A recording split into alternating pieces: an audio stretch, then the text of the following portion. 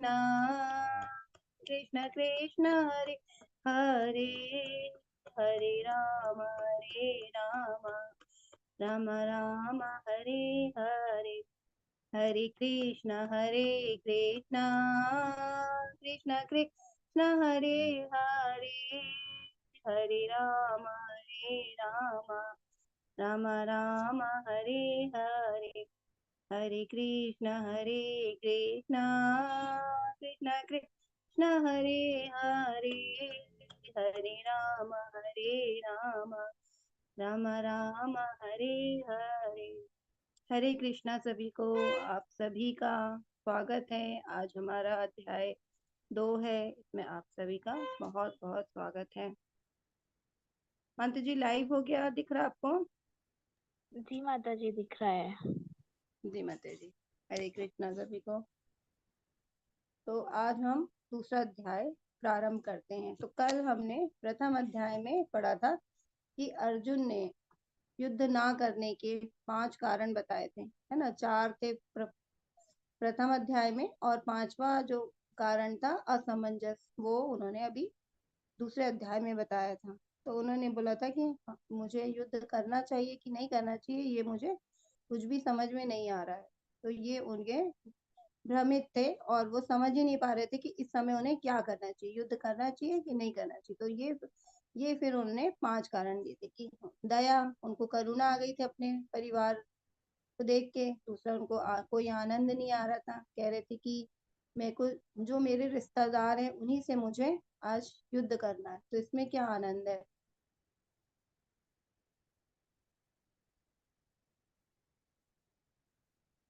तीसरा बोला था उन्होंने पाप, लेकिन ये युद्ध करने से जो लोग मारे जाएंगे तो उसका मुझे पाप लगेगा, तो वो युद्ध करना नहीं चाहते थे। फिर उन्होंने चौथा कारण दिया था पारिवारिक परंपराएं, कि पारी की जब युद्ध में सब लोग मारे जाएंगे तो हमारी जो पारंपरिक परंपरा है वो नष्ट हो जाएगी। और 5वां कारण दिया असमंजस।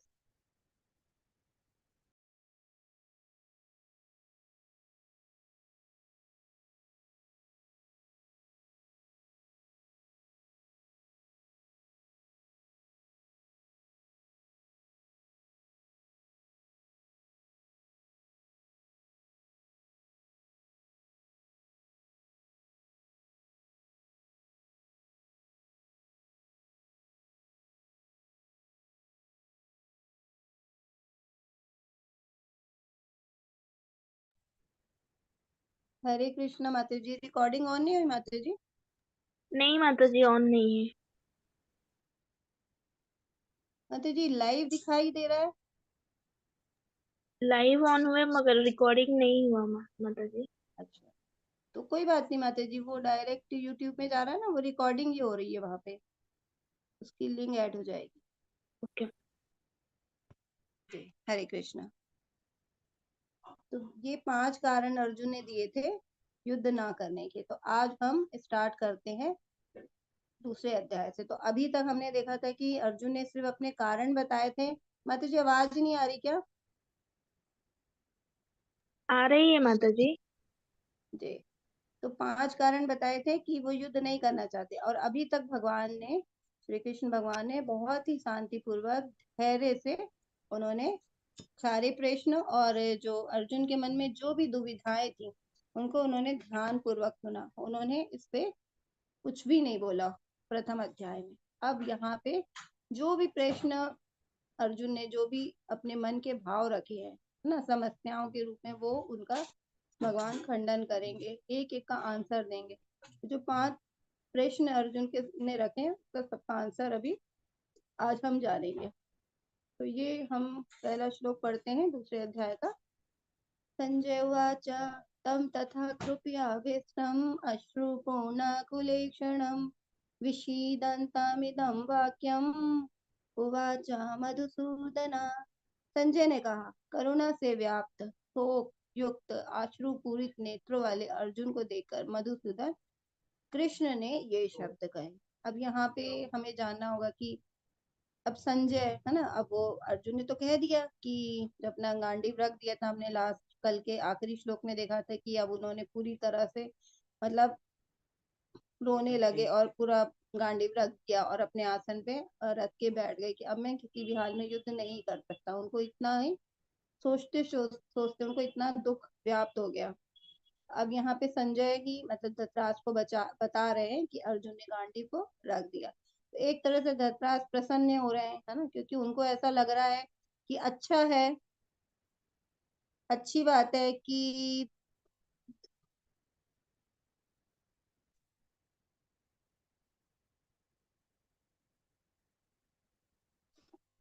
उनको लग रहा है अच्छा है, कम से कम अर्जुन, है ना, अ, युद्ध ना करे।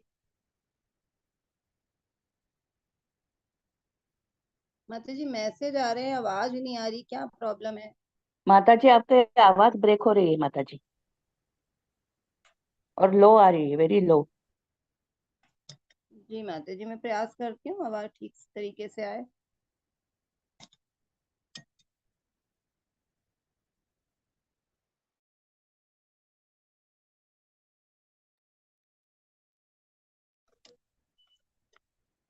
हरे कृष्णा माता जी। हाँ भी आ रही है माता जी। जी माता जी ठीक है माता जी, जब ब्रेक होगी थोड़ा सा आप बताइएगा आप लोग। हाँ माता जी। जी। तो यहाँ पे संजय अब धृतराष्ट्र को जब बताते हैं कि अब अर्जुन युद्ध करना ही नहीं चाह रहा, तो वो अंदर अंदर एक तरह से प्रसन्न हो रहे कि ये युद्ध होगा नहीं। जब पांडव युद्ध करने को तैयार ही नहीं होंगे तो फिर मेरे जो पुत्र होंगे वो विजय घोषित कर दिए जाएंगे और उन्हें राज्य हमें देना नहीं पड़ेगा और हम इस राज्य को के विजेता कहलाएंगे, है ना। तो राज्याभिषेक किसका? दुर्योधन का होगा। तो इस प्रकार से, और यहाँ पे जो मधुसूदन कहा गया भगवान का नाम, तो हमें भगवान का नाम अलग अलग श्लोकों में अलग अलग नाम लिया गया है, तो उस पे भी हम जानेंगे कि अलग अलग समय पे अलग अलग नाम क्यों लिया गया है। तो यहाँ पे मधुसूदन, मधु एक राक्षस है जिसका वध भगवान श्री कृष्ण ने किया था। तो इसी प्रकार यहाँ पे अभी क्या है, अर्जुन अज्ञान से ग्रसित है। तो वो कह रहे हैं कि ये मेरे अज्ञान रूपी जो राक्षस है ना, मैं अभी जीवन में आ गया है, उसको आप उसका वध कर दो और मुझे क्या करना है वो मार्गदर्शन दीजिए। तो यहाँ पे सेकेंड वाला देखते हैं श्लोक। अब यहाँ पे इस अध्याय का नाम है गीता का सारांश। अब गीता का सारांश क्यों है नाम? क्योंकि यहाँ पे हम पूरी गीता के बारे में, आचार्यों ने इसका नाम गीता का सारांश भी दिया है, क्योंकि यहाँ पे गीता एक तो सबसे बड़ा अध्याय है और भगवान ने सभी जो ज्ञान है, कर्म योग, ज्ञान योग, भक्ति योग, सबका विस्तार यहाँ पे भगवान ने सारांश में अर्जुन को सारा ज्ञान दिया है, इसलिए यहाँ पे गीता का सारांश भी कहा जाता है।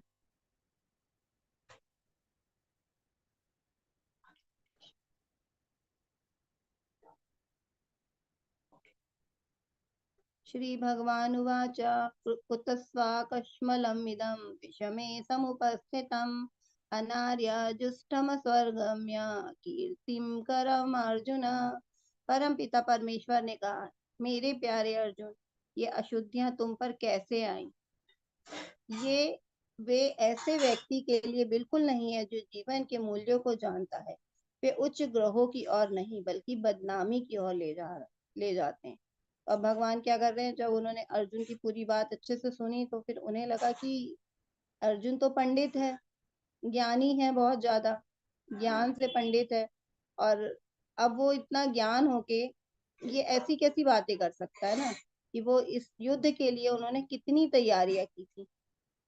जब पता कि युद्ध होना है, उन्होंने कितनी तैयारी करी, कितने देवी देवताओं को प्रसन्न किया, शंकर जी को युद्ध में हराया और पशुपतिनाथ उन्होंने अस्त्र प्राप्त किया, और जो ये तरह तरह देवता को प्रसन्न किया, जो रथ थे अग्निदेव से लिया, गांडीव लिया। तो ऐसे करके उन्होंने काफी अपने अस्त्र शस्त्रों को एकत्र किया था युद्ध के लिए। तो उन्होंने इतनी तैयारी करी जब युद्ध के लिए, तो आज यहाँ युद्ध भूमि में आके जब समय पे युद्ध का समय है, उस समय वो कैसे, क्योंकि मालूम है युद्ध है, युद्ध के लिए जब एकत्र हुए, तो ऐसे में जब पूरी तैयारी से युद्ध के लिए आए, तो अब कैसे अर्जुन मना कर सकते हैं? तो वो भगवान क्या अर्जुन को डांटते हैं और कहते हैं कि ये तुम्हारे दिमाग में ये सब अशुद्धि कैसे आ गई है? तो ये जो अशुद्धि आई है, ये तुम्हारे जीवन को तो मतलब ये बदनामी की ओर ले जाएगी, क्योंकि एक क्षत्रिय का कर्तव्य होता है युद्ध लड़ना। जब उसको कोई राजा उसको युद्ध के लिए ललकारता है, तो क्षत्रिय का कार्य होता है कि उसकी चुनौतियों को वो स्वीकार करता है, का धर्म होता है, और उसके साथ युद्ध करता है। क्यों नहीं वो वीर गति में ही मर जाए, क्योंकि कई राजा होते हैं कि युद्ध में कमजोर हैं हम, लेकिन वो जब कोई दूसरा राजा कितना भी युद्ध के लिए जैसे ही ललकारता है तो वो युद्ध करेगा, ये नहीं देखेगा मेरी शक्ति कम है या ज्यादा। वो अपना पूरा मतलब अपना पूरा कार्य करेगा, उसका धर्म है। तो भले ही वो क्यों ना वीर गति को प्राप्त हो जाए। और जब क्षत्रिय वीर गति को प्राप्त होते हैं तो शास्त्रों का है कि जब वो अपने कर्तव्यों को करते हुए जब वो वीर गति को प्राप्त होता है तो वो स्वर्ग की प्राप्ति होती है। अब यहाँ भगवान की बात अर्जुन से बोलेंगे तो क्षत्रिय हो के और वो युद्ध के लिए मना कर रहे हैं, तो कह रहे ये तो क्या बदनामी ही प्राप्त होगी इससे। जैसे एक बच्चा है पूरे साल भर पढ़ाई करता, अगर हम इसको एग्जाम्पल से समझेंगे, पूरे साल भर पढ़ाई किया लेकिन एग्जाम के पहले दिन वो बिल्कुल पीछे हट जाएगी, मुझे एग्जाम नहीं देना। तो लगेगा ना कि अरे, हम सभी बोलेंगे अरे इतना आपने मेहनत करी, पूरे साल पढ़ाई की, इस एग्जाम की इतनी तैयारी करी, तो एग्जाम देना जरूरी है ना, बिना किसी कारण के वो एग्जाम नहीं दे रहा है। तो फिर वही वाली बात है, तो यहाँ पे अर्जुन इसी प्रकार वो मनोभाव प्रस्तुत कर रहे हैं। तो अब भगवान उनको डांट भी रहे हैं, क्योंकि मित्र भी है और वो भगवान के भक्त भी है, तो डांट भी रहे। और अब भगवान उनको अब ज्ञान देंगे कि उनको ऐसी स्थिति में क्या करना चाहिए। अब ये जो श्लोक आ रहा है ये बहुत ही इंपॉर्टेंट श्लोक है भगवत गीता। अब यहाँ से गीता का मार्गदर्शन, अर्जुन का मार्गदर्शन चेंज हो जाता है। अब वो क्या कह रहे हैं भगवान से हाथ जोड़ के, कार्पण्य दोषोपहत स्वभाव पृच्छामि त्वां धर्म समूढचेतः यश्रेयशान्निश्चितं ब्रूहि तन्मे शिष्यास्तेऽहं शाधि मां त्वां प्रपन्नम्। अब मैं अपनी कर्पण्य दुर्बलता के कारण अपना कर्तव्य भूल गया हूँ और सारा धैर्य खो चुका हूँ। ऐसी अवस्था में मैं आपसे पूछ रहा हूँ कि जो मेरे लिए श्रेष्ठकर हो उसे निश्चय रूप से बता। अब मैं आपका शिष्य हूँ और आपके शरणागत हूँ, कृपा मुझे उपदेश।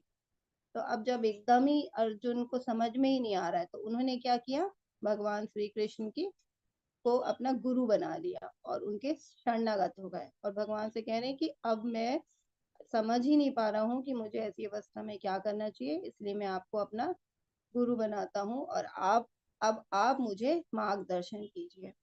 तो यहाँ से हमें अर्जुन के इन बातों से हमें समझना चाहिए कि जब हम भी विषम परिस्थिति में होते हैं ना, युद्ध में है, यहाँ पे कितनी विषम परिस्थिति है अर्जुन को, तो हमारे जीवन में भी जब दुख आता है, विषम परिस्थिति आती है, और बहुत समय ऐसा आता है कि जब हम सोच ही नहीं पाते कि हमें क्या करना चाहिए, हम कैसे, है ना, हम कैसे मतलब अपने जीवन को आगे बढ़ाए या इस समस्या से हम कैसे पार हो, तो हम लोग भी भ्रमित हो जाते हैं।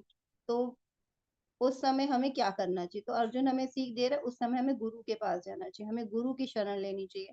तो अपने जीवन को हमें क्या करना चाहिए, जब भी हमारे जीवन को अच्छे से हमें आगे मार्ग में ले जाना है तो हमें गुरु साधु और सास की शरण लेनी चाहिए।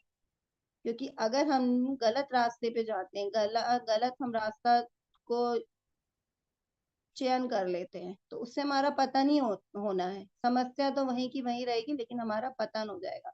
और दुख तो सबके जीवन में आते, सुख और दुख, हमने कल भी ऐसी चर्चा की थी कि दुख आते हैं तो कई लोग गलत रास्ते पे जाके अपने जीवन को बर्बाद कर लेते हैं।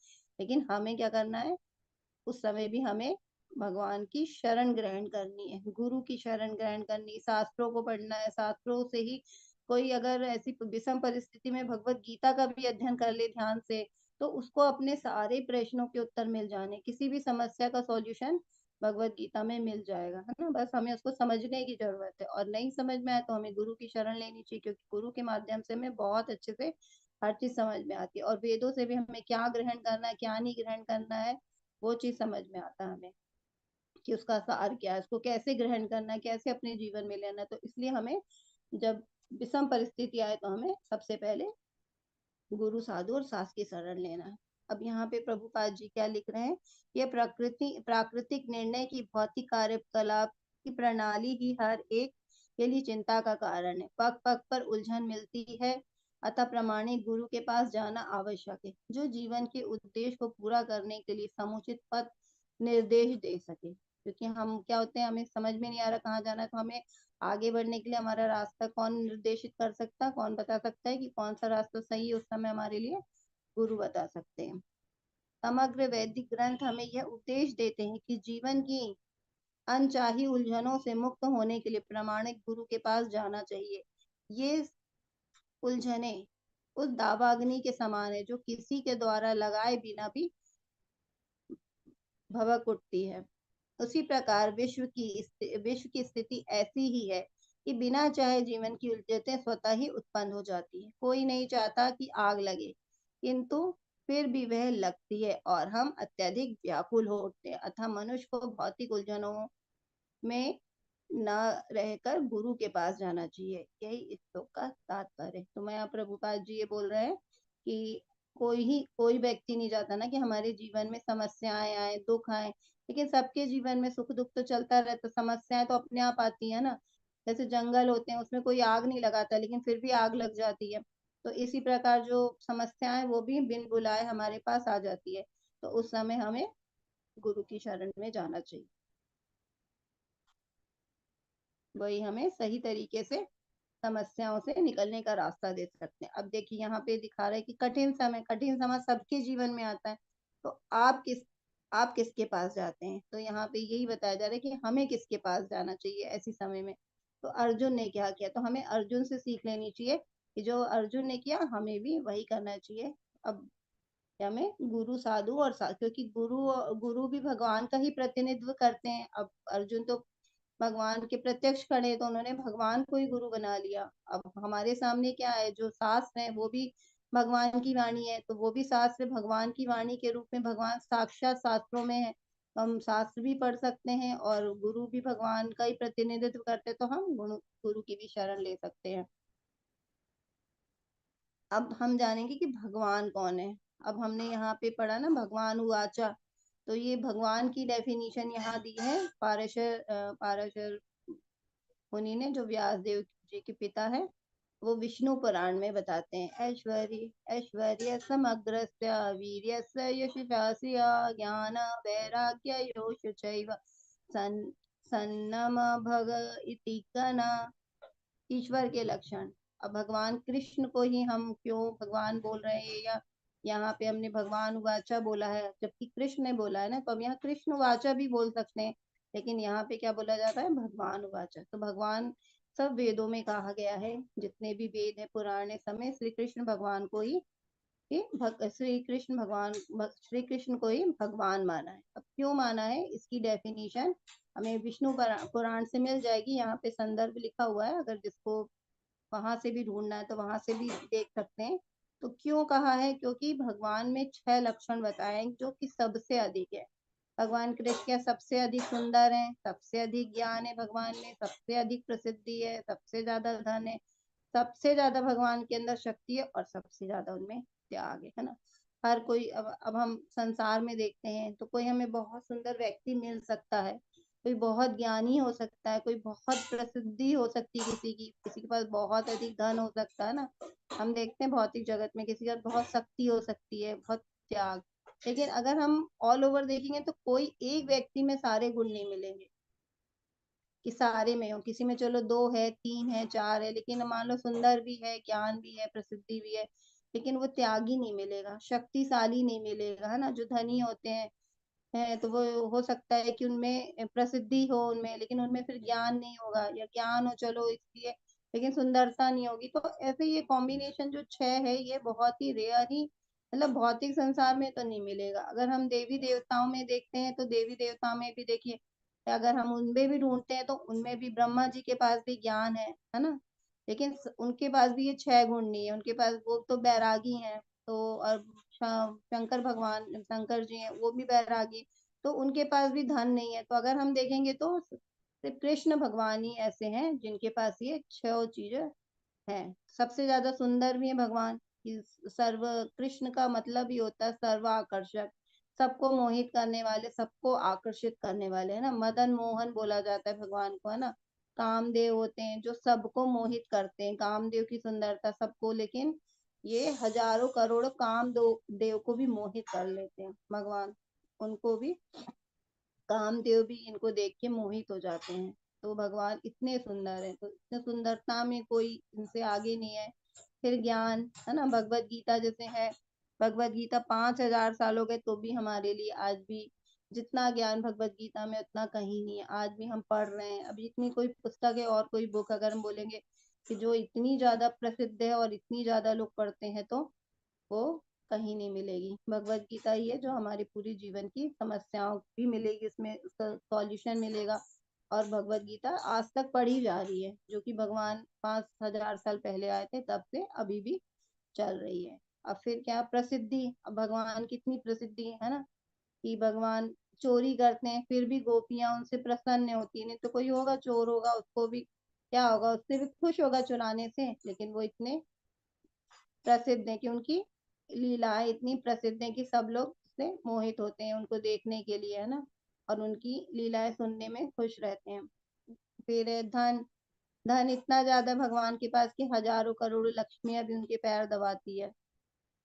तो लक्ष्मी ही उनकी, विष्णु जैसे विष्णु जी की पत्नी लक्ष्मी जी हैं, तो धन की भी कोई कमी नहीं भगवान के पास, करोड़ों लक्ष्मी उनके चरण दबा रही है। तो इस प्रकार सबसे ज्यादा धन भी भगवान के पास है। फिर शक्ति, शक्ति में देखते हैं तो भगवान कितने छोटे थे तभी इतने बड़े बड़े राक्षसों को मारा। यहाँ पे दिख रहा है गोवर्धन पर्वत को उठाया, और गोवर्धन पर्वत को भी ऐसे नहीं उठाया कि उनको वजन लग रहा है ना, सबसे छोटी उंगली में और जरा सी उसमें अधर रखा था, इतना बड़ा गोवर्धन पर्वत, और फिर भी भगवान बांसुरी बजा रहे हंस रहे हैं, है ना। तो बहुत शक्तिशाली है भगवान। फिर त्याग, तो त्याग में भी कोई कमी नहीं थी भगवान की। भगवान के पास सब कुछ था, फिर भी जो जो उनके पास त्याग, उन्होंने जो चीज को त्यागा उन्होंने नहीं देखा। जैसे उनको भगवान सबसे ज्यादा माता यशोदा प्रिय थी, नंद गांव है ना, नंद बाबा प्रिय थे, नंद गोकुल पसंद था, तो सबको वो छोड़ते चले गए अपने जीवन में, सबका त्याग करते गए। गोपियों को छोड़ा, राधा रानी को छोड़ा, तो जो चीजें इनकी मतलब सबसे ज्यादा पसंदीदा थी वो सबको त्याग। हम तो अपने जीवन में कुछ भी अगर पसंद की चीज छूट जाती है तो फिर सबसे ज्यादा दुखी हो जाते, तो भगवान ने कभी दुखी नहीं हो, मतलब वो त्याग करते गए।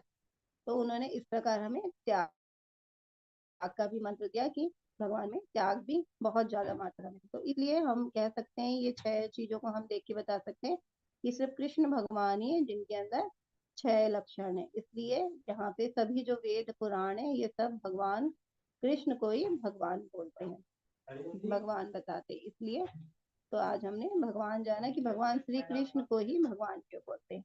अब परम सत्य को जानने की 3 स्थितियां होती हैं। पहली होती है ब्रह्म स्थिति, दूसरी होती है परमेश्वर, और तीसरा होता है सत्य को जानने का स्तर होता है दूसरा होता है परमात्मा, और तीसरा होता है परमेश्वर। अब हम अगर एग्जाम्पल से समझेंगे तो जैसे भगवान का एक फॉर्म होता है, भगवान के तेज शरीर से जो निकल रहा है, तो लोग केवल वहीं तक ही मानते कि यही भगवान है और उनमें ही विलीन होना चाहते हैं, तो ये ब्रह्म स्तर हो जाता है। और दूसरा भगवान को जैसे थोड़ा सा और अच्छे से जानते हैं, तो वो परमेश्वर की स्थिति, क्योंकि भगवान परमात्मा के रूप में सबके हृदय के अंदर बैठे हुए हैं। तो जो इस परमात्मा तक जानता है, सब जीवों से प्रेम करता है और सबको भगवान के रूप में देखता है, तो वो मतलब परमात्मा के स्तर तक भगवान को जानता है। तीसरा होता है परमेश्वर, मतलब भगवान। तो भगवान को अगर अच्छे से कोई व्यक्ति जान सकता है तो वो भगवान के परम सत्य की फॉर्म में ही जान सकता है। जैसे अभी एग्जाम्पल से समझते ही ये, मान लो एक टापू है, पानी है चारों तरफ, बीच में एक थोड़ी सी जमीन है, अगर हम दूर से देखते हैं तो हमें लगेगा कि हाँ ये टापू है, सिर्फ जगह है। थोड़ा और करीब जाएंगे तो पता चलेगा कि नहीं, उसमें तो जीवन भी है, लोग रहते भी हैं, पेड़ पौधे भी हैं। और करीब जाके देखेंगे जब उसको स्पष्ट तरीके से, तो पता चलेगा कि नहीं, पेड़ों में तो पक्षी भी है, फल भी लगे हैं, खा भी रहे, तो पता चलेगा वहाँ जीवन भी है ना, वहाँ बहुत सारे लोग हैं। तो इस प्रकार जितना हम करीब से जैसी भक्ति करते हैं, हम उस हिसाब से हम भगवान को जान पाते हैं। इस प्रकार हम परम सत्य को जान सकते हैं। भगवान का इतना सुंदर फॉर्म है ये।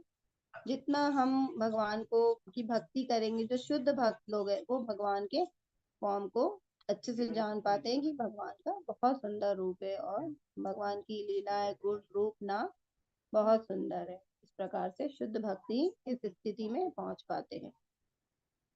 अब यहाँ पे अभी जैसे अर्जुन ने 5 प्रश्न किए थे, अब पांचों प्रश्न के उत्तर भगवान देंगे और उसका खंडन करेंगे। मतलब जो एक तरह से कह सकते बहाने बना रहे थे अर्जुन, युद्ध नहीं करना चाह रहे थे ना, तो अब यहाँ से जो उन्होंने कारण दिए थे युद्ध नहीं करने की, तो भगवान उन सब कारणों का खंडन करेंगे और समझाएंगे कि तुम्हारे लिए कितना जरूरी है युद्ध करना। तो पहला प्रश्न उन्होंने दिया था कि उनको दया आ गई थी अपने, तो उन्होंने बोला था कि मैं दया के कारण मैं अपने परिवार वालों को, पितामह दादा को मैं नहीं मारना चाहता, तो मैं युद्ध नहीं करूंगा। तो अब यहाँ पे ये पहले प्रश्न का उत्तर भगवान इस श्लोक के द्वारा देंगे। देहिनो अस्मिन् यथा देहे कौमारम यौवनम जरा तथा देहांतर प्राप्तिर्धीरस्तत्र न मुह्यति। जिस प्रकार शरीरधारी आत्मा इस वर्तमान शरीर में बाल्यावस्था से तरुण अवस्था में और फिर वृद्धावस्था में निरंतर अग्रसर होता रहता है, उसी प्रकार मृत्यु होने पर आत्मा दूसरे शरीर में चला जाता है। धीर व्यक्ति ऐसे परिवर्तन से मोह को प्राप्त नहीं होता। तो यहाँ भगवान क्या कह रहे हैं कि तुम शरीर के रूप में देख रहे हो, ये जितने तुम्हारे रिश्तेदार हैं ये तुम अपने शरीर से संबंध है तुम्हारा, तो हमें शरीर से ज्यादा उनकी आत्मा की उन्नति के लिए सोचना है। हम किसी व्यक्ति की उन्नति के लिए सोच सकते हैं, लेकिन उससे ज्यादा हमें उसकी आत्मा के लिए, क्योंकि आत्मा क्या भगवान का अंश है और वो नित्य बनी रहती है। जैसे हम यहाँ पिक्चर में देख रहे हैं एक छोटा बच्चा, ठीक है, धीरे धीरे बड़ा होता है, फिर बाल्य अवस्था में से फिर वो तरुण अवस्था है ना, 12-25 साल का हो जाएगा, फिर वो धीरे धीरे 35 का हो जाएगा, लेकिन उसके शरीर की रूपरेखा बदलती जाएगी, उसकी शारीरिक बनावट बदलती जाएगी, लेकिन उसकी जो आत्मा है वही रहेगी। इसी प्रकार तो आत्मा वही है, तो हमें आत्मा के लेवल में किसी की उन्नति के लिए सोचना, हमें शरीर के लेवल में नहीं है। जैसे हम उदाहरण से अगर समझेंगे तो कोई व्यक्ति डूब रहा है, तो अगर हम उसके कपड़े को बचाएंगे कि हम उसको बचाएंगे, है ना, उसको बचाएंगे, क्योंकि हम उसको बचा रहे मतलब हम की आत्मा, मतलब जिन व्यक्ति चेतन है तो चेतन व्यक्ति की उपयोगिता है ना, कपड़ा तो निर्जीव है तो उसकी उपयोगिता नहीं है। जैसे मान लीजिए और एक उदाहरण, जैसे बहुत महंगी कार का एक्सीडेंट हो जाता है, तो हम और उसमें हम जब सुनते हैं किसी बहुत महंगी कार का, तो हम सबसे पहले पूछते हैं कि जो उसके अंदर बैठे थे उसका क्या हुआ, वो ठीक है कि नहीं, है ना। हम कार की चिंता नहीं करेंगे, क्यों? क्योंकि कार तो निर्जीव है, लेकिन हम सबसे ज्यादा किसको बचाना चाहेंगे? जो जीवित है, उनकी ज्यादा उपयोगिता है। तो हमें आत्मा के लेवल में बचाना है लोगों को ना, शरीर के लेवल में नहीं। तो यहाँ पे भगवान यही बोल रहे हैं कि आत्मा के लेवल में देखो उनको, शरीर से तो संबंध तुम्हारा इस जन्म का है, ये तो पहले भी थे और अभी भी हैं और ये हमेशा रहेंगे, लेकिन और ये आगे भी जन्म लेंगे, लेकिन हमें आत्मा के स्तर पे सोचना चाहिए और तुम्हें इसका इन जो पितामह उनका मोह नहीं करना चाहिए, क्योंकि वो सब हम लोग सब क्या है, शरीर नहीं है, हम सब आत्मा है, तो हमें आत्मा के उद्धार के बारे में सोचना है। तो पहले आंसर ये दिया भगवान ने कि हमें शरीर से संबंध है जिनका, तो शरीर के बारे में ना सोच के हमें उनके आत्मा के बारे में सोचना है। सब में आत्मा है और जो भगवान का वो अंश है। अब आत्मा आत्मा के लेवल में जब हम सोचते हैं तो और क्या एग्जाम्पल से समझ सकते हैं, तो उसके बारे में भगवान ने ये श्लोक बोला है। वासांसि जीर्णानि यथा विहाय नवानि गृह्णानि नरोपराणि तथा शरीराणि विहाय जीर्णान्यन्यानि संयाति नवानि देहि। जिस प्रकार मनुष्य अपने पुराने वस्त्रों को त्याग कर नए वस्त्र धारण करता, उसी प्रकार आत्मा पुराने तथा व्यर्थ के शरीरों को त्याग कर नवीन भौतिक शरीर धारण करता है। तो यहाँ पे भगवान कह रहे हैं कि जिस प्रकार हम लोग जब पुराने हो जाते वस्त्र, तो हम लोग उसका मोह नहीं करते, हम उसको तुरंत त्याग देते और नए वस्त्रों को ग्रहण कर लेते हैं। इसी प्रकार जब आत्मा धीरे धीरे करके हमारा शरीर जीर्ण होने लगता है ना, हमारी आयु बढ़ती है, उसके बाद हमारे जरा व्याधि रोग, है ना, रोग लग जाते हैं, तो शरीर क्या धीरे धीरे जीर्ण हो जाता है, पुराना हो जाता है, तो फिर उसको शरीर त्याग के वो नए शरीर को ग्रहण कर लेती है आत्मा। तो उस समय हमें शोक नहीं करना चाहिए, जिस तरह हम वस्त्रों का भी तो शोक नहीं करते हैं, तो हमें आत्मा भी इसी प्रकार नया शरीर धारण कर लेती, तो उसके बारे में भी आत्मा शोक नहीं करती है। अब इसके में क्या तात्पर्य पढ़ते, अनु आत्मा द्वारा शरीर का परिवर्तन एक स्वीकृत तथ्य है।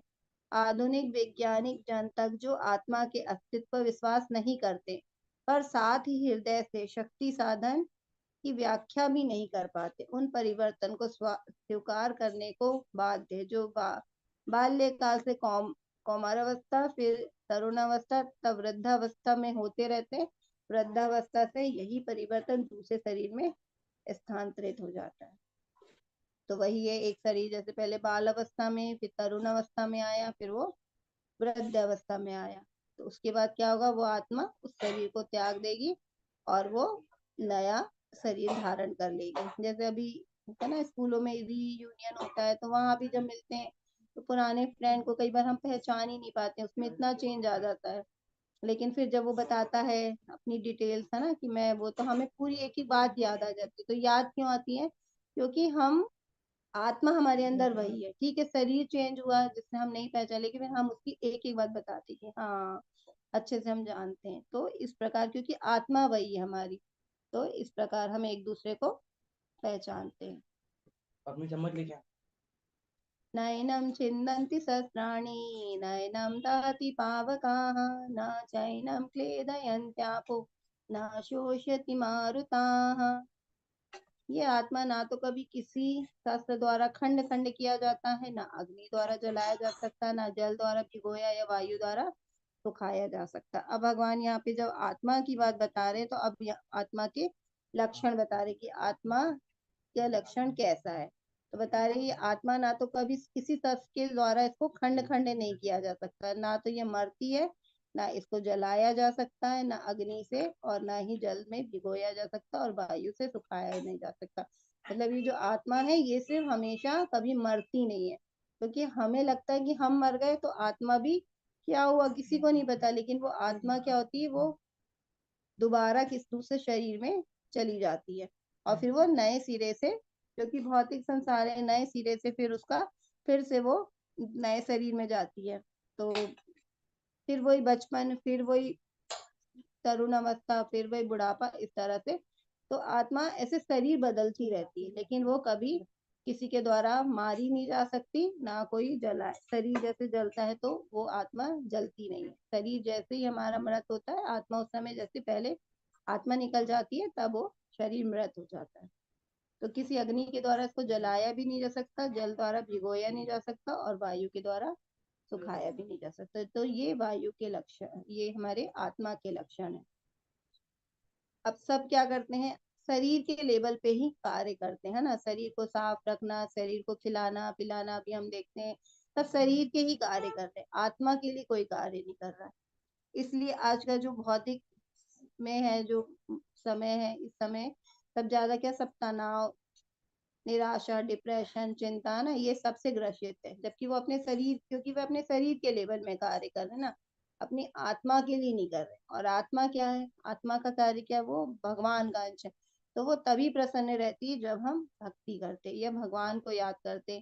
आपने भी, सबने ये क्या होगा ना, जब हम किसी दिन मंदिर जाते हैं, या सुबह किसी दिन जल्दी उठ के कोई मंदिर जाते हैं, भगवान के दर्शन करते, तो उस दिन हम कितने प्रसन्न रहते हैं रात तक कि आज हमने बहुत अच्छा काम किया। तो क्यों प्रसन्न रहते हैं, वो प्रसन्नता स्थायी रहती है ना हमारी। तो उसका प्रसन्न रहने का कारण ही ये होता है कि वही आत्मा हमारी प्रसन्न है, हमने आज आत्मा को भोजन दिया है ना। सब क्या करते हैं, सिर्फ अपने शरीर को भोजन देते हैं, अच्छा पहनाना, अच्छा उड़ाना, अच्छा खाना, तो ये सब ठीक है, ये करना है, लेकिन हमें आत्मा के लेवल पे भी काम करना है।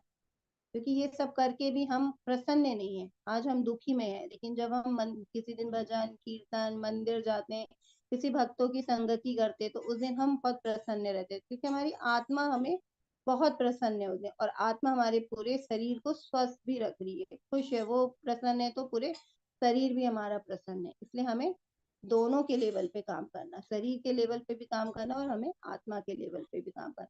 तो खाना खाने से जैसे शरीर स्वस्थ रहता है, इसी प्रकार भक्ति करने से या भगवान को याद करने से, भगवान का भजन कीर्तन करने से, लीलाएं गुण नाम का चिंतन करने से हमारी आत्मा प्रसन्न रहती है। अब जो अर्जुन ने दूसरा प्रश्न किया था कोई आनंद नहीं है, उसका यहाँ पे भगवान खंडन करेंगे। उसके लिए अब यहाँ पे भगवान बताएंगे। अवाच्यवादंश्च बहून् वदिष्यन्ति तवाहिता निन्दन्तस्य तव सामर्थ्यं ततो दुःखतरन्नु किम्। तुम्हारे शत्रु अनेक प्रकार के कटु शब्दों से तुम्हारा वर्णन करेंगे और तुम्हारी सामर्थ का उपहास करेंगे। तुम्हारे लिए इससे दुखदाई और क्या हो सकता है। तो उन्होंने बोला था कोई आनंद नहीं है। तो भगवान कह रहे हैं कि ये तुम्हारे रिश्तेदार हैं, जिसके लिए तुम कह रहे हो ना कि ये इन रिश्तेदारों को मैं कैसे मार सकता हूँ। कल को यही इनमें से ही बोलेंगे कि अर्जुन कायर है ना, और तुम ये क्या गलत एग्जाम्पल दे रहे हो कायर का। तुम क्षत्रिय हो, उनका काम है युद्ध करना। तो यही कल अनेक तरह के कटु वचनों से तुम्हारा उपहास करेंगे, तुम्हारी हंसी उड़ाएंगे, और ये एक क्षत्रिय के लिए सबसे ज्यादा दुखदाई होगा। तो यहाँ पे भगवान ये दूसरे प्रश्न का भी उत्तर इस प्रकार दे रहे हैं अर्जुन के। हतो वा हतो वा प्राप्स्यसि स्वर्गं जित्वा वा भोक्ष्यसे महीम् तस्मादुत्तिष्ठ कौन्तेय युद्धाय कृतनिश्चयः। हे कुंती पुत्र, तुम किसी युद्ध में मारे जाओगे तो स्वर्ग प्राप्त करोगे, या यदि तुम जीत जाओगे तो पृथ्वी के राज का भोग करोगे। अतः दृढ़ संकल्प करके खड़े हो और युद्ध करो। तो भगवान इस प्रकार कह रहे हैं कि अगर तुम मान लो युद्ध करते हुए मर गए तो तुम तो क्षत्रिय है। तो क्षत्रिय अगर युद्ध करते मरता है तो वो स्वर्ग को प्राप्त करता है। तो यहाँ पे भगवान कहते हैं अगर युद्ध करते तो मारे भी जाओगे अपने धर्म का स्वधर्म का पालन करते हुए, अगर तुम मारे भी गए तो तुम्हें स्वर्ग का राज प्राप्त होगा।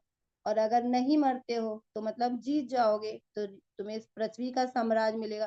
तो दोनों ही तरफ से तुम्हारा फायदा है। तो इसमें आनंद की तो बात ही नहीं कि कोई आनंद नहीं है, तुम्हें दोनों तरफ से आनंद ही आनंद प्राप्त होना है। इसलिए तुम बिल्कुल दृढ़ संकल्प होके खड़े हो जाओ और युद्ध करो। इस प्रकार भगवान ने यहाँ पे अर्जुन के दो प्रश्न का उत्तर दिया। अब यहाँ पे तीसरा प्रश्न था पाप, है ना। उन्होंने बोला था कि मैं ये जब गतिविधियां जैसे युद्ध में जो लोग मारे जाएंगे तो उससे मुझे पाप होगा, क्योंकि किसी को मारना सही नहीं ना धर्म के हिसाब से।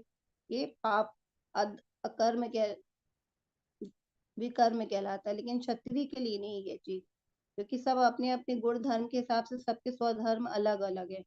तो इसलिए अब भगवान यहाँ पे तीसरे प्रश्न का उत्तर देंगे। नेहाभिक्रमनाशो अस्ति प्रत्यवायो न विद्यते स्वल्पमपस्य धर्मस्य त्रायते महतो भयात्। इस प्रयास में ना तो हानि होती है ना ही हास, अपितु इस पद पर की गई अल्प प्रगति भी महान भय की से रक्षा कर सकती है। भगवान कह रहे हैं कि इसमें पाप नहीं है। जब हम भगवान के लिए कोई कार्य करते हैं, अपने स्वधर्म के लिए कार्य करते हैं, तो ये हमारे लिए पाप नहीं है, ये हमारे लिए पुण्य है। तो इसके लिए हम अपने स्वधर्म को निभाते हुए जो भी छोटा सा भी प्रयास करते हैं तो वो हमारे पद को आगे ही बढ़ाती है, हमारी रक्षा करती है। स्वधर्म कहते हैं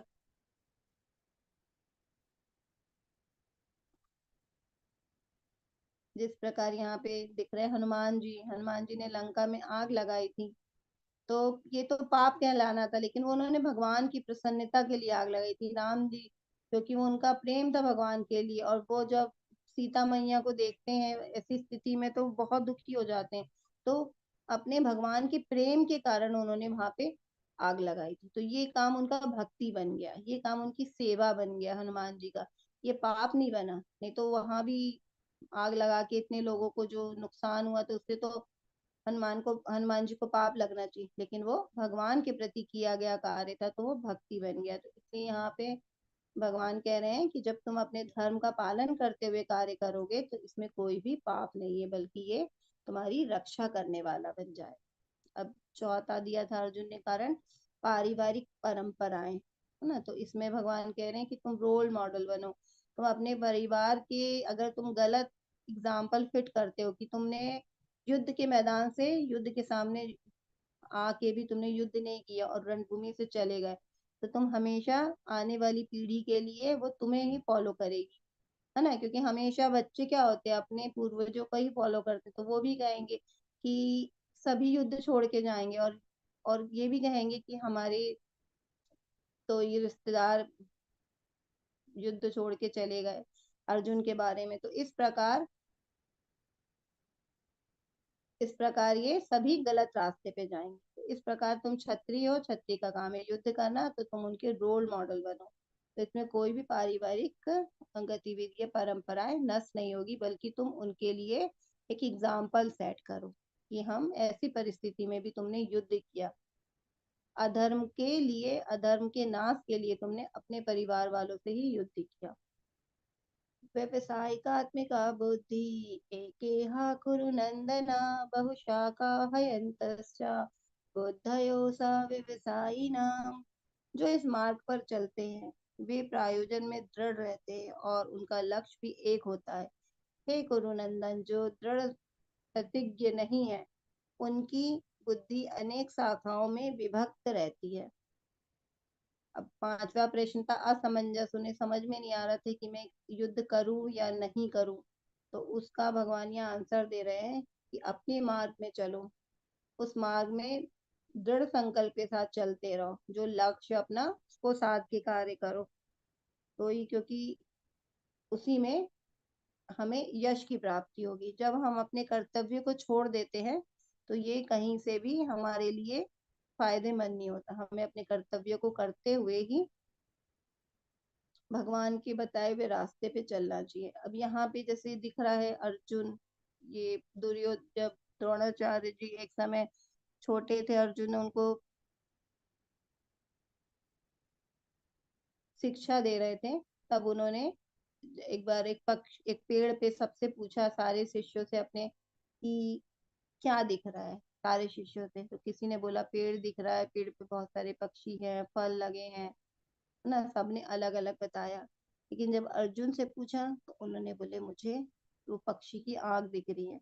तो उनका लक्ष्य गुरु ने पक्षी की आंख रखी थी, तो उनको सिर्फ वही दिखाई दे रहा था। तो यहाँ पे भगवान याद दिला रहे हैं कि हमें ऐसे ही अपने लक्ष्य को टारगेट करना है, हमें अपने लक्ष्य पे ही केंद्रित रखना है अपनी बुद्धि को। तो हमें व्यवसाय का बुद्धि रखना है। हमें बुद्धि को, हमें जब चार चीजों में रखेंगे तो हम कोई भी कार्य को ठीक से नहीं कर पाएंगे। तो इसलिए हमें अपनी बुद्धि को स्थिर रख के अपने लक्ष्य को फोकस करके युद्ध करना अर्जुन को। तो ही बोल रहे हैं कि सही तरीके, सही डिसीजन होगा, है ना, सही उनका मार्गदर्शन ये है कि तुम्हें युद्ध करना है। तो कई लोग कहते हैं कि जैसे भगवत गीता, है ना, कर्म करना मतलब कहती कि युद्ध करने की सलाह देती है। तो यहाँ पे अर्जुन क्षत्रिय है ना, और वो अपने कर्तव्य से, अपने जो धर्म है, स्वधर्म है, उससे हट रहे, इसलिए भगवान यहाँ पे कह रहे हैं कि युद्ध करो। इसको हमें यहाँ समझना है। त्रैगुण्या विषया वेदा निस्त्रैगुण्यो भवार्जुन निर्द्वंद्वो नित्य सत्वस्थो निर्योगक्षेम आत्मवान। वेदों में मुख्यतः प्रकृति के तीनों गुणों का वर्णन हुआ है। हे अर्जुन, इन तीनों गुणों से ऊपर उठो, समस्त देवता और लाभ तथा सुरक्षा की सारी चिंताओं से मुक्त होकर आत्मपरायण बनो। तो यहाँ भगवान कह रहे हैं कि अर्जुन को कह रहे हैं कि तुम तीनों गुणों में, हम अभी पढ़ेंगे आगे तीन गुण कौन से हैं, सतोगुण, रजोगुण और तमोगुण। ये हमें भगवान ने विशेष तौर पे अच्छे से व्याख्या मिलती है भगवत गीता में। हम इन गुणों को जरूर समझेंगे। अभी यहाँ पे भगवान ने बोला है अर्जुन को कि तीनों गुणों से ऊपर उठो, है ना, निर्गुण बनो और सारी चिंताओं को छोड़ के आत्म परायण बनो और युद्ध करो। कर्मण्यवाधिकारस्ते मा फलेषु कदाचन मा कर्मफल हेतुर्भुर्वा ते सांगोस्तव कर्मणि। तुम्हें अपने कर्म कर्तव्य करने का अधिकार है, किंतु कर्म के फलों के तुम अधिकारी नहीं हो। तुम ना तो कभी अपने आप को अपने कर्मों के फलों का कारण मानो, ना ही कर्म ना करने में कभी आसक्त हो। तो यहाँ ये सभी जानते हैं, बहुत अच्छा श्लोक है, सभी को आता है। और इसमें क्या जा रहा है कि भगवान कह रहे हैं कि अपने कर्तव्य, तुम्हें कर्तव्य करने का अधिकार है, लेकिन फल के अधिकारी नहीं हो। तो हमें फल के बारे में नहीं सोचना है, सिर्फ हमें अपने कर्तव्यों को करना। और कर्तव्य को कैसे करना है? हमेशा धर्म के हिसाब से करना है।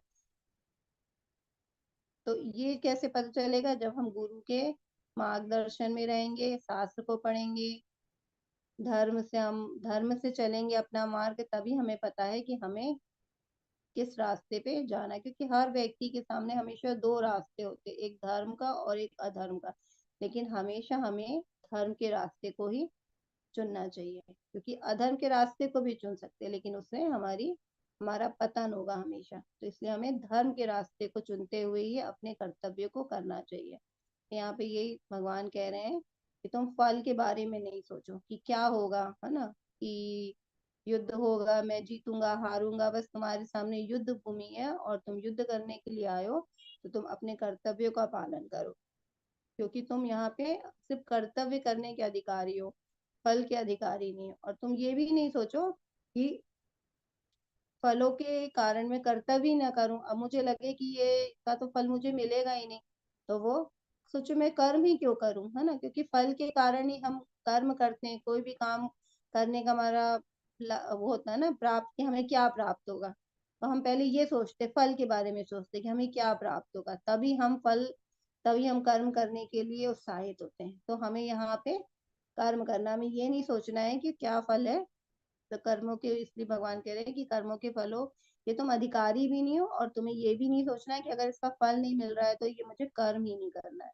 क्योंकि तुम कर्म ना ही कर्म के और ना ही असक्त हो सकते हो। कर्म ना करने के लिए तुम असक्त नहीं हो। श्री भगवान उवाच प्रजहाति यया कामान् सर्वान् पार्थ मनोगतान् आत्मन्येवात्मना तुष्टः स्थितप्रज्ञस्तदोच्यते। श्री भगवान ने कहा, हे पार्थ, जब मनुष्य मनोधर्म से उत्पन्न होने वाली इंद्रिय तृप्ति की समस्त कामनाओं का परित्याग कर देता है और जब इस तरह से विशुद्ध हुआ उसका मन आत्मा में संतोष प्राप्त करता है, तो वह विशुद्ध दिव्य चेतना को प्राप्त स्थिर प्रज्ञ कहलाता है। अब यहाँ पे अर्जुन भगवान से पूछते हैं कि ठीक है, मैं कर्म करूं, तो ये बताइए कि ऐसे स्थिर प्रज्ञ जो होते हैं, जो जिन्होंने फल की चिंता नहीं करी, सिर्फ कर्म किया, तो ऐसे लोग कैसे, मतलब क्या करते हैं, उनके बारे में मुझे संक्षिप्त में बताइए। तो अब यहाँ पे भगवान ऐसे व्यक्ति के बारे, स्थिर प्रज्ञ के बारे में बता रहे कि जो ऐसे व्यक्ति होते हैं जो अपने मनोधर्म से उत्पन्न होने वाली इंद्रिय तृप्ति, अपने इंद्रिय तृप्ति को, मतलब अपनी इच्छाओं के लिए कार्य नहीं करते हैं, वो अपनी इच्छाओं को परित्याग कर देते हैं और अपने मन को शुद्ध करके अपनी जो भी उनके पास है उसी में वो संतोषी रहते कि हमें जो मिला भगवान के द्वारा वो हमें सही है, हमारी स्थिति सही है। हमेशा जो चीज नहीं है उसके लिए वो नहीं भागते, ज्यादा उनकी इच्छाएं नहीं होती और वो धर्म से चलते हैं हमेशा, और दिव्य चेतना को प्राप्त करते हैं ऐसे लोग। जैसे प्रहलाद महाराज जी है, अब वो कितना भी, उनके पिताजी ने इतना उन्हें कष्ट दिया, हर परिस्थिति में वो भगवान को रहे, इतनी विकट परिस्थिति में उनके पिता ने ही उनको इतना कष्ट दिया। मतलब हमें तो बाहर वालों से मिलता है तो ही हम विचलित हो जाते हैं इतना ज्यादा। अब प्रहलाद जी को तो उनके ही पिताजी इतना कष्ट दे रहे थे, हाथियों के नीचे कुचलाया, पहाड़ से ऊपर फेंक दिया, आग में जला दिया, उसके बाद भी वो विचलित नहीं हुए, है ना। उन्होंने अपना बिल्कुल भगवान को याद किया, भगवान का साथ नहीं छोड़ा, भगवान को ऐसी स्थिति में याद रखा और अपने अपने को शुद्ध रखा हमेशा। तो हमें भी जो स्थिर प्रज्ञ होते हैं, जो शुद्ध चेतना वाले होते हैं, वो अपने मन को कभी भी विचलित होने नहीं देते और वो हमेशा अपने आप को दृढ़ रहते हैं, हर स्थिति में दृढ़ रखते हैं। अब यहाँ पे हम दो श्लोक देखेंगे, ये बहुत बड़े जो विज्ञान है, बहुत बड़े विज्ञान के हमारे, मतलब प्रैक्टिकल है दो श्लोक, और ये बड़े बड़े कॉलेजों में पढ़ाए भी जाते हैं, मनोविज्ञान के कॉलेज में। ये हम इसको समझेंगे, इससे ही हम जब इसको प्रैक्टिकल लाइफ में देखेंगे हमें समझ में आएगा कि जो लोग अधर्मी हो जाते, गलत रास्ते पे चले जाते हैं, वो क्यों चले जाते हैं और उनके जीवन में वो गलत रास्ता क्यों चुन लेते हैं ना। तो उसके बारे में भी यहाँ बहुत अच्छे से भगवान ने बताया है अर्जुन को। ध्यायतो विषयान् पुंसा संगस्तेषुपजायते संगा संजायते कामा कामा क्रोधो विजायते क्रोधात् भवति सम्मोहः सम्मोहात् स्मृतिविभ्रमः स्मृतिभ्रंशात् बुद्धिनाशो बुद्धिनाशात् प्रणश्यति। इंद्रियों विषयों का चिंतन करते हुए मनुष्य को उनकी आसक्ति उत्पन्न हो जाती है, और ऐसी आसक्ति से काम उत्पन्न हो जाता है, और फिर काम से क्रोध प्रकट होता है। क्रोध से पूर्ण भ्रम उत्पन्न होता है, और भ्रम से स्मृति का नाश होता है, और बुद्धि खो जाती है, और जब बुद्धि खो जाती है तो भौतिक पूल में फिर से गिर जाता है। हम इस डायग्राम से समझते हैं कि सबसे पहले क्या होता है, कोई भी व्यक्ति को कोई भी चीज में आसक्ति होती, कोई भी वस्तु को देखा, कभी हमारे साथ भी होता है, मोबाइल चला रहे हैं, कुछ गलत चीज दिख गई, फिर क्या होता है, हम उसको ध्यान करते जाते हैं। जब उसको हम बार बार ध्यान करते, ध्यान तो विषयांश का, तो हम उस चीज को ध्यान करते करते क्या होते हैं, उसमें हमें आसक्ति हो जाती, मतलब उसको प्राप्त करने की लालसा हमारे यहाँ उत्पन्न हो जाती है।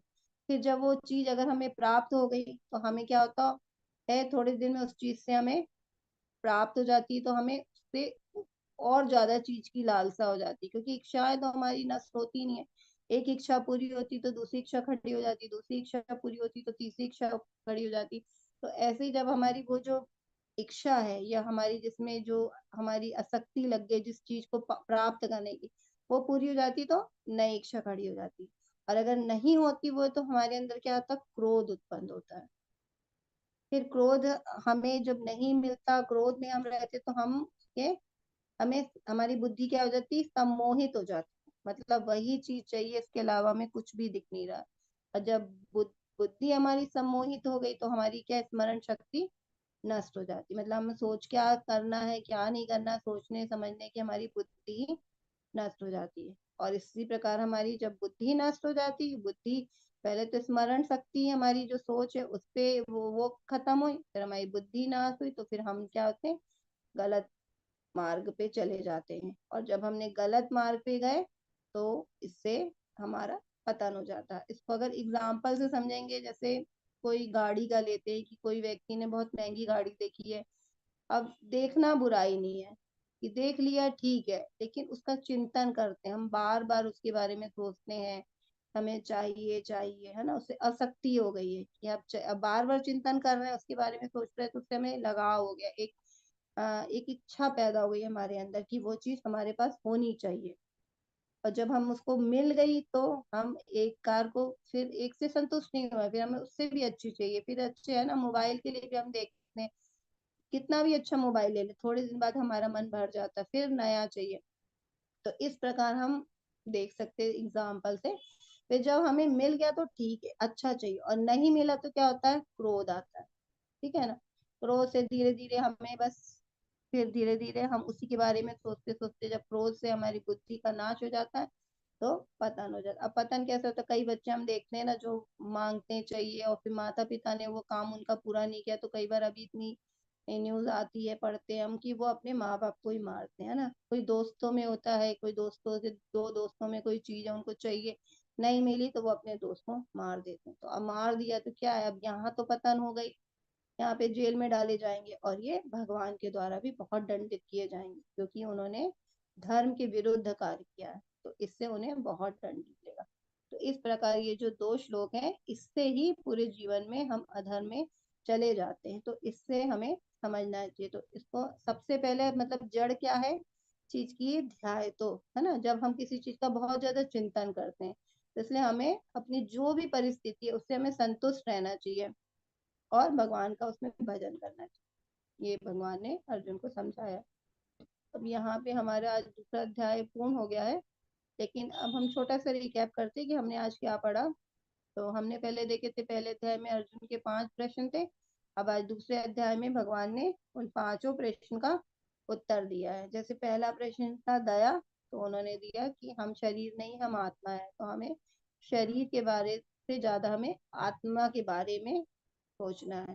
तो इसमें दया, तो हम शरीर को ही देख के कर रहे हैं, तो हमें दया नहीं करनी। दूसरा है आनंद, कोई आनंद नहीं, तो बोले अगर तुम मारे गए युद्ध में तो तुम स्वर्ग प्राप्त करोगे, और नहीं मारे जाओगे तो इसी राज्य में रहोगे, तो तुम धरती के राजा कहलाए जाओगे, तो तुम्हें दोनों में ही लाभ है।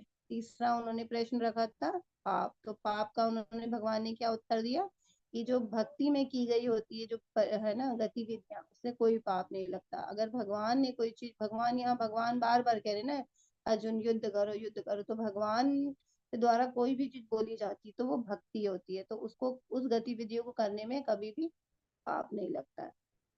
चौथा पारिवारिक परंपराएं, तो भगवान इसके लिए वो कह रहे थे पारंपरिक परंपराएं मेरी नष्ट हो जाएगी, तो बोले प्रेरणा बनो ना, रोल मॉडल बनो उनके लिए, जो आने वाली पीढ़ी है वो भी तुम्हारा नाम लेके गुण गाएंगे कि हाँ हमारे पुरख इतने महान थे, है ना। तो कायर मत बनो।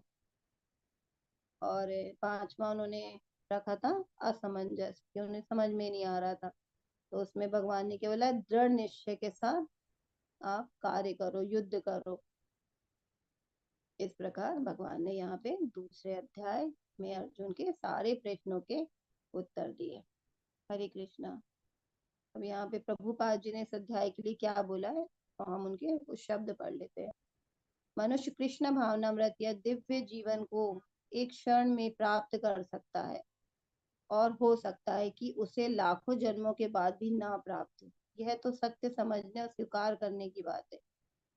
खटवांग महाराज ने अपनी मृत्यु के कुछ मिनट पूर्व कृष्ण के शरणागत होकर ऐसे जीवन अवस्था प्राप्त कर ली। इस जीवन का अंत होने से पूर्व यदि कोई कृष्ण भावना भावित हो जाए तो उसे तुरंत ब्रह्म निर्वाण अवस्था प्राप्त हो जाती है।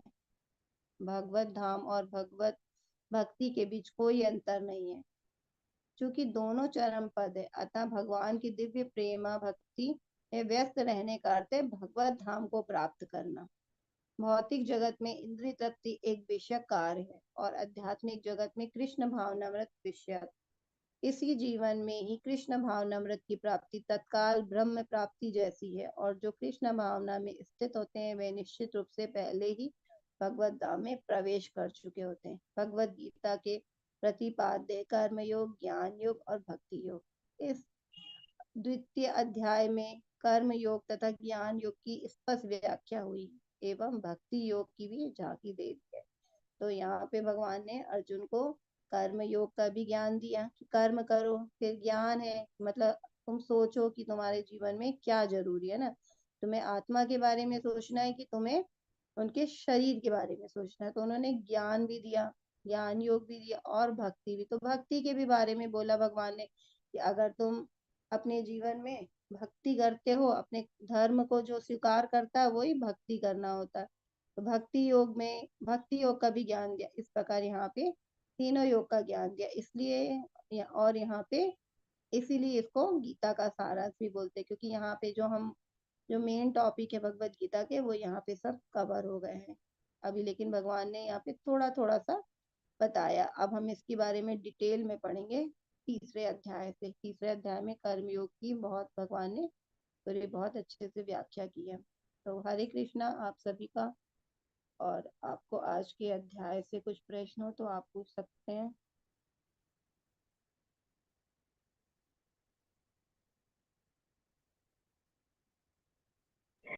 हरे कृष्णा माता जी, बोलिए कि हैंड रेज कीजिए।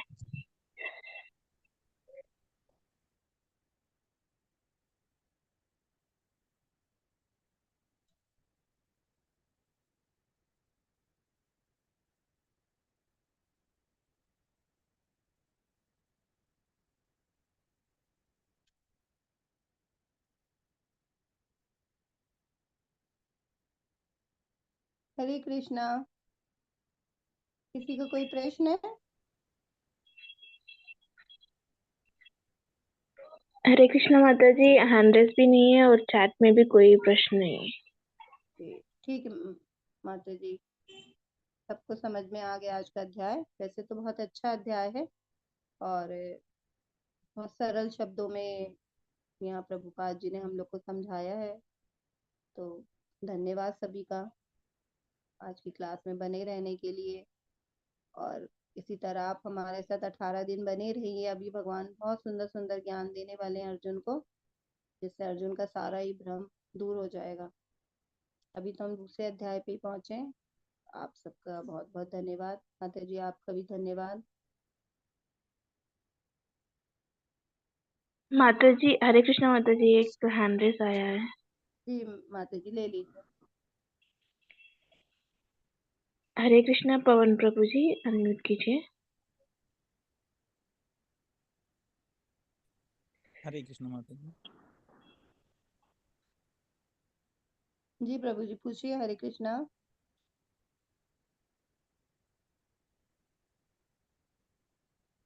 प्रभु जी आपका आवाज नहीं आ रही है।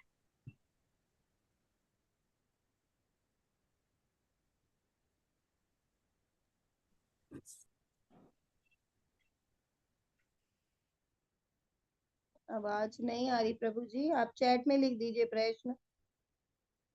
हरे कृष्ण माता जी, दंडवत प्रणाम। जी प्रभु जी दंडवत प्रणाम। बहुत स्लो आ रही प्रभु जी आवाज। हरे कृष्ण। प्रभु जी कोई प्रश्न है आपका?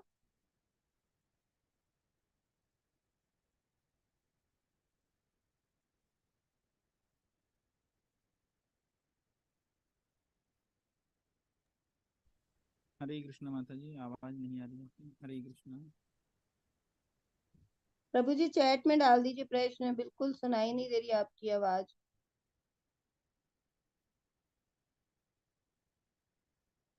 माता जी शायद प्रभु जी का नेटवर्क जी कनेक्शन जी माता प्रॉब्लम। जी वही प्रॉब्लम है। चलिए ठीक है प्रभु जी, अगर आपको प्रॉब्लम हो रही तो आप ग्रुप में माता जी को पर्सनल डाल दीजिए मैसेज, कोई प्रॉब्लम है, या फिर कल पूछ लीजिएगा प्रश्न आप, क्योंकि अभी तो हम नहीं समझ पा रहे हैं आपका प्रश्न।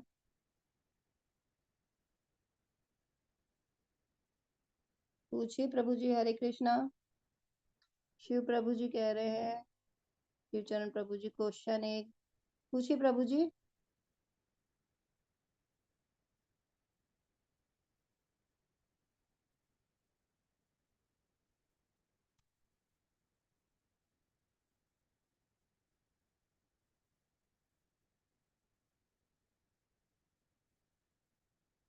हरे कृष्ण शिव प्रभु जी, अनम्यूट कीजिए। हरे कृष्ण माता जी। जी प्रभु जी बोलिए। माता जी मेरा एक प्रश्न है मैडम। ये जी जैसे कि बताया गया है कि मैडम कि राम और परशुराम एक साथ गला मिले हैं मैडम, ठीक है। जैसा कि ये जानकारी है कि राम और परशुराम आपस में गले मिले हैं, तो यहाँ भगवत गीता में मैडम बताया गया है कि आप एक आत्मा है और एक परमात्मा है। तो कृष्ण राम ये सब विष्णु का अवतार है, तो ये कृष्ण को परमात्मा माना जाए मैडम या आत्मा विष्णु के अवतार के ख्याल से? प्रभु जी आज के इसमें से पूछना है क्वेश्चन, ठीक है, मैं प्रयास करती हूँ के लिए कि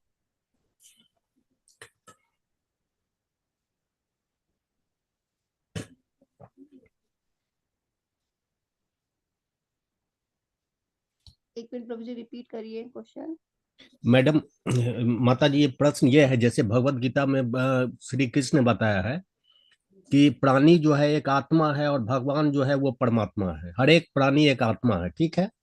जी तो विष्णु के कई अवतार है, जैसे राम कृष्ण परशुराम, और एक जन्म में बताया गया कि राम और परशुराम गला मिले हैं। तो दोनों आत्मा हो सकते हैं और परमात्मा जो है वो भगवान विष्णु होंगे। ये क्या मैंने इस पे मैंने कुछ प्रभु जी प्रकाश डालिएगा। एक मिनट प्रभु जी, इसमें मैं थोड़ा सा जितना मुझे ज्ञान है मैं बताती हूँ। ये भगवान जब भी आते हैं ना भौतिक धरा पे, तो उनके जो आत्मा और उनका शरीर अलग नहीं होता, वो अपने दिव्य गुण के साथ आते हैं।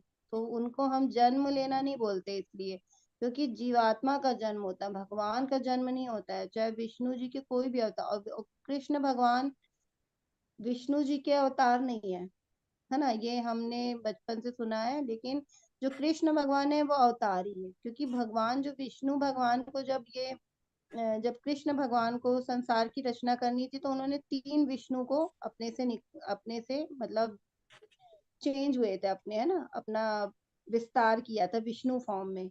और विष्णु जी जो इसमें 3 है, उसमें कर्णदक्षाय विष्णु है, शिरोदक्षाय विष्णु है, गर्भोदक्षाय विष्णु और शिरोदक्षाय, ऐसे करके 3 अवतार विष्णु जी के भगवान ने रूप लिए थे। तो कृष्ण जी के रूप है विष्णु भी। और जो आप कह रहे हैं कि जो आत्मा अभी धरती धरा धाम पे आए हैं, तो ये आत्मा नहीं कहलाएंगे, ये भगवान ही है। ये पूरा अपने अपने पूरे गुण लेके, भगवान के जो गुण है, अगर भगवान आत्मा, अगर कृष्ण जी का जन्म होता और एक आत्मा में आते, तो फिर वो इतने लीलाएं कैसे कर लेते ना। क्योंकि भगवान तो आए तो उन्होंने कितने अलौकिक क्रियाएं की हैं। छोटा बच्चा कैसे वो इतने सारे राक्षस को मार सकता था, कैसे गोवर्धन को उठा सकता था। तो भगवान अपनी शक्तियों को लेके आते, और भगवान किसी भी मतलब किसी भी युग में, युग अवतार में आए, गुण अवतार में आए, लीला अवतार में आए, लेकिन वो अपने पूरे गुण को लेके आते हैं। वो अपने दिव्य शरीर के, हम लोग की बॉडी शरीर बदल रही है ना, हम लोग की जो आत्मा है वो जब एक शरीर त्यागती तो वो दूसरा शरीर ग्रहण करती, लेकिन भगवान के साथ ऐसा नहीं है। भगवान अपने हमेशा उसी रूप में रहते हैं हमेशा। वो चाहे गोलोक धाम में रहे, चाहे वो धरा धाम में कुछ अपनी लीला करने के लिए आए, है ना। अधर्म को, जैसे हम अभी पढ़ेंगे चौथे अध्याय में, धर्म की स्थापना करने के लिए प्रकट होते हैं, युग युग में, हर युग में प्रकट होते हैं। तो भगवान अपने ही अवतार में आते हैं, वो किसी दूसरे का शरीर लेके नहीं आते। तो हम उनको आत्मा नहीं बोल सकते, वो तो परमात्मा है, वो भगवान है, वो भगवान ही रहेंगे, चाहे वो इस धरती पे आए, चाहे वो अपने गोलोक धाम में। प्रभु जी शायद मैं आपको आंसर देने में जी आपको माता आंसर। जी, ये लेकिन ये एक मतलब कि संकोच होता है कि जब राम और परशुराम ये दो हैं, अलग अलग है, तो वहां पे आप क्या बताएंगी माता जी? तो प्रभु जी वो परशुराम जी तो बहुत पहले आए थे ना, और उनका बहुत वो था, मतलब बहुत लंबे समय के लिए आए थे। सब भगवान क्या है, अपने एक निश्चित अपने एक उद्देश्य को पूरा करने के लिए आते हैं ना। तो वो अपना एक कार्यकाल लेकर आते हैं, तभी तो अपना उस कार्यकाल को पूरा जैसे होता है तो वो अपनी लीला को समाप्त करते हैं। तो परशुराम जी का तो बहुत लंबा उन्होंने लेकर आए थे, तो वो भी भगवान विष्णु जी का अवतार थे, राम जी भी विष्णु के अवतार। तो इसमें क्या मतलब, भगवान का तो कितना भी रूप ले सकते हैं ना। तो इसमें थोड़ी बोल सकते हैं कि भगवान अभी एक अगर एक विस्तार कर ली तो वो अगला विस्तार नहीं कर सकते। तो भगवान तो स्वतंत्र है, एक साथ वो बहुत सारे विस्तार अपना रूप ले सकते हैं। ठीक है ठीक है माता प्रभु जी। जी। ठीक है माता जी, धन्यवाद। जी प्रभु जी, हरे कृष्णा।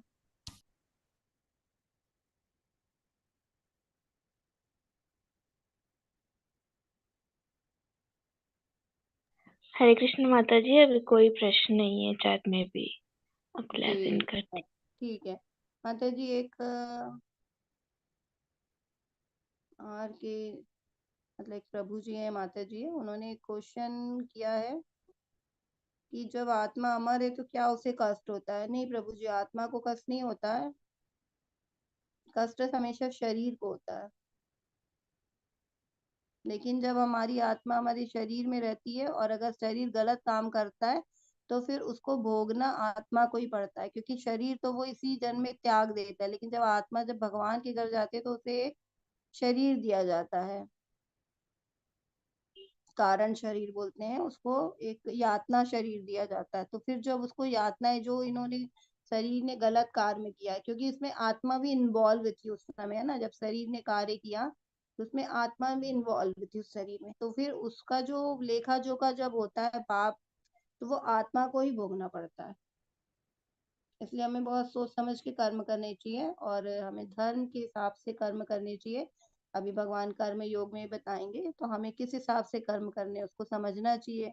क्योंकि आज के अगर हम देखेंगे भौतिक दुनिया में तो सबसे बड़ी प्रॉब्लम सबकी यही कि उन्हें क्या करना है, कैसे कर्म करना है, यही नहीं पता। और ये इसलिए नहीं पता क्योंकि उन्होंने वेद शास्त्र वो पढ़ते नहीं है, भगवत गीता नहीं पढ़ी उन्होंने, भगवान के वचन को नहीं सुने हैं, तो वो पथभ्रष्ट हो जाते हैं। इसलिए हमें सबसे पहले वेदों का अध्ययन करना, और भगवान ने हमारे लिए क्या निर्देश दिए, हमें कैसे कर्म करने, इसको हमें अच्छे से जाना है। क्योंकि कर्मों की बहुत ही बारीक होती है ना, समझना कर्मों को कि हमें कैसे चलना है, तो उसके हिसाब से हमें कर्म करना। हरे कृष्णा प्रभु जी, कल जानेंगे हम लोग कर्म के बारे में, कर्म योग में जानेंगे कि कर्म हमें कैसे करना है।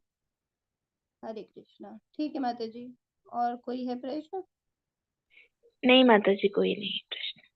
ठीक, ठीक है माता जी, आपका धन्यवाद। तुलसी तुलसी माता जी, हरे कृष्णा। हरे कृष्ण माता जी। कल मिलते हैं तीसरे अध्याय में। हरे कृष्णा।